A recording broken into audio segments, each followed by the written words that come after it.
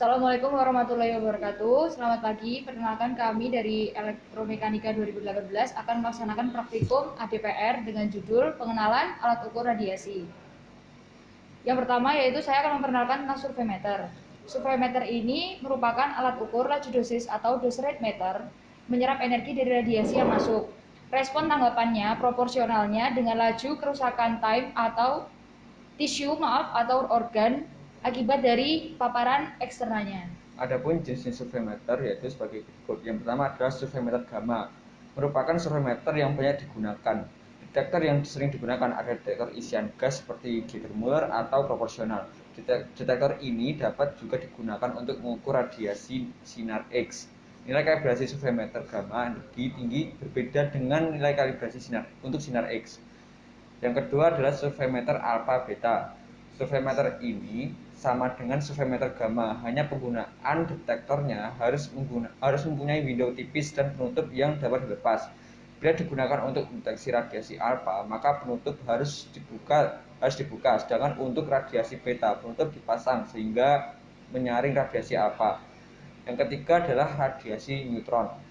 Detektor yang digunakan pada surveimeter neutron biasanya detektor proporsional yang diisi dengan gas BF3 atau surveimeter biasa untuk gamma yang windownya dilapisi dengan boron.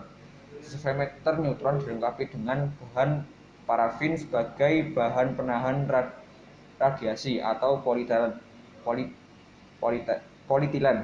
untuk membedakan energi neutron. Hal-hal penting yang akan diperhatikan saat sebelum menggunakan surveimeter yaitu memeriksa faktor kalibrasi, memeriksa baterai, dan memeriksa faktor pengali. Kemudian dilanjutkan dengan cara kerja dari surveimeter ini. Yang pertama adalah melihat tanggal kalibrasi ulang terakhir yaitu 31 Januari 2021.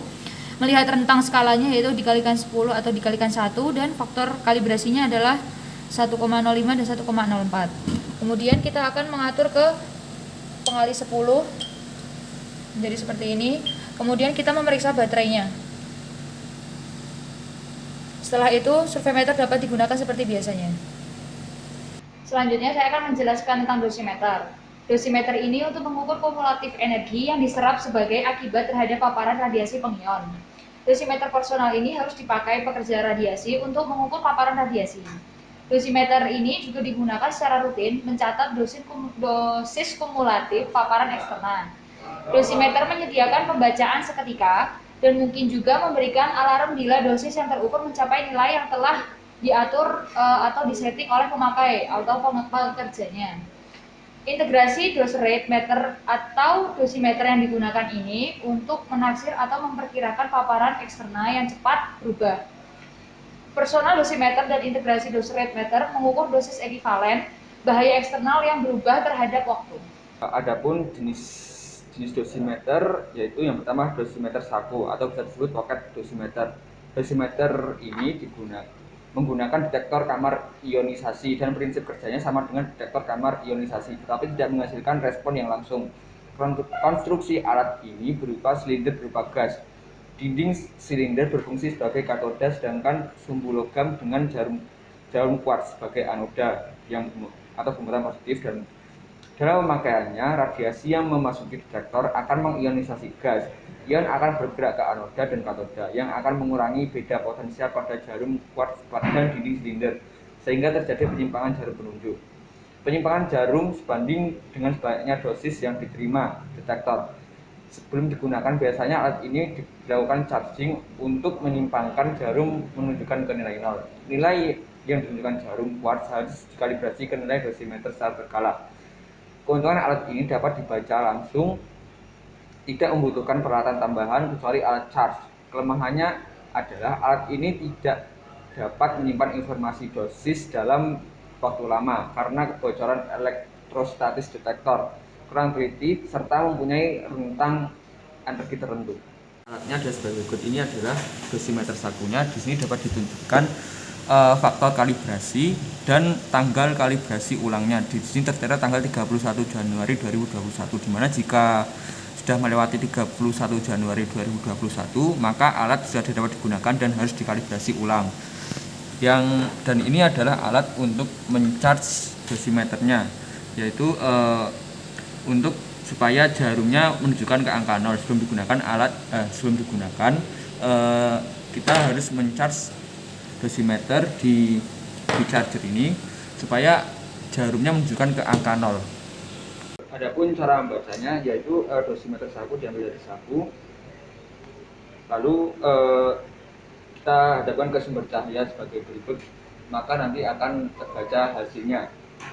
Yang kedua adalah film batch. Detektor yang digunakan pada film batch adalah film fotografi. Film batch terdiri dari film dan 4 film atau holder. Holder terpasang beberapa filter seperti plastik dengan tebal 0,5 mm, 1,5 mm dan 3 mm. Dan yang kedua adalah aluminium 0,6 mm, tembaga 0,3 mm, titanium setebal 0,8 mm, PB 0,4 mm, dan campuran CD 0,8 mm. Masing-masing filter berfungsi untuk menyaring jenis radiasi dan energi radiasi. Tanggapan film dipengaruhi oleh energi radiasi. Keuntungan dari alat ini karena ada filter sehingga dapat membedakan jenis radiasi dan mempunyai rentang energi yang lebih lebar dari dosimeter saku. Di samping itu, film yang telah diproses dapat digunakan untuk perhitungan yang teliti dan dapat digunakan sebagai dokumen. Kekurangan film batch adalah perlu proses film dan perlu alat baca film dan disebut densitometer. Dan ini adalah detail dari film batch, dan ini adalah holdernya, dan ini adalah filter yang saya jelaskan tadi yang terdiri dari beberapa bahan. Selanjutnya yang akan saya jelaskan adalah TLD atau Thermoluminescence Detector. Alat ini menyerupai film batch, hanya saja detektor yang digunakan adalah kristal anorganik termoluminensi seperti LIF. Bila radiasi mengenai bahan ini, akan terjadi proses seperti sintilasi. Bedanya adalah cahaya akan dipercikan setelah bahan dipanaskan, tidak langsung seperti bahan sintilator. Jumlah elektron yang tereksitasi dan terperangkap dalam pita konduksi nanti akan sebanding dengan dosis radiasi yang mengenai kristal tersebut. Kemudian dosis radiasi dihitung dengan jumlah percikan transisi dari pita konduksi ke keadaan dasar. Dalam praktek ini, pembacaan pengukuran dilakukan dengan alat disebut TLD reader yang harganya cukup mahal. Keuntungan dari alat ini yaitu setelah dibaca alat dapat digunakan kembali. Untuk saat ini alat TLD belum ada di sini, jadi saya tidak bisa menunjukkan secara langsung dikarenakan alat ini sedang dievaluasi di badan yang mengecek TLD tersebut. Selanjutnya saya akan menjelaskan alat ukur kontaminasi permukaan. Alat ukur kontaminasi permukaan ini digunakan untuk mendeteksi keberadaan substansi radioaktif pada permukaan dengan batas atau nilai yang dapat diterima. Keadaan substansi tersebut walaupun konsentrasinya sangat rendah, tapi itu memungkinkan potensi paparan interna.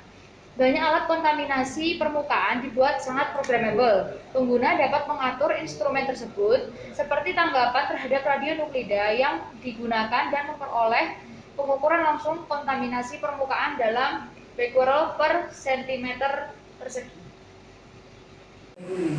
Selanjutnya saya akan menjelaskan bagaimana cara kerja kontaminasi permukaan. Yang pertama, alat ini terdapat detektor yang berada di bagian belakang berguna untuk mendeteksi radiasi yang ada, dan sebelah depannya adalah displaynya. Caranya adalah dengan meng-on-kan yang pertama, kemudian kita akan menyalakan audionya. Selanjutnya kita akan mengukur berapa besar radiasi yang terdapat di sini. Misalnya terdapat tumpahan radiasi, kita akan menggunakan menaikkan sekali, yaitu CPM atau CPS, count per menit atau count per second, dan di sini kita menggunakan count per second. Kemudian di atasnya lagi terdapat laju dosis yang di sini tertera mikrosievert per jam. Selanjutnya adalah kontaminasi udara. Alat ukur kontaminasi udara ini digunakan untuk mendeteksi kemungkinan keberadaan aerosol radioaktif di atmosfer. Radioaktif ini mungkin terdispersi dalam aerosol atau debu, aerosol kondensasi atau asap, atau aerosol cair yaitu kabut. Instrumen ini digunakan untuk menggambarkan secara umum udara yang secara potensial terkontaminasi yang dialirkan pada laju tetap menggunakan suatu filter, dan instrumen ini mampu mendeteksi akumulasi material radioaktif yang terdapat pada filter. Selanjutnya saya akan menjelaskan cara kerjanya alat kontaminasi udara ini. Yang pertama ditekan mode secara lama, dan kemudian kita akan mengatur mode tertentu. Yang pertama kita akan mengatur mode dose rate atau laju dosis. Kemudian dipencet sekali lagi akan mengatur dose atau dosis. Yang terakhir kita juga akan mengatur beta atau flux densitas. Sekian praktikum pengenalan alat ukur radiasi. Jika ada salah saya mohon maaf. Wassalamualaikum warahmatullahi wabarakatuh.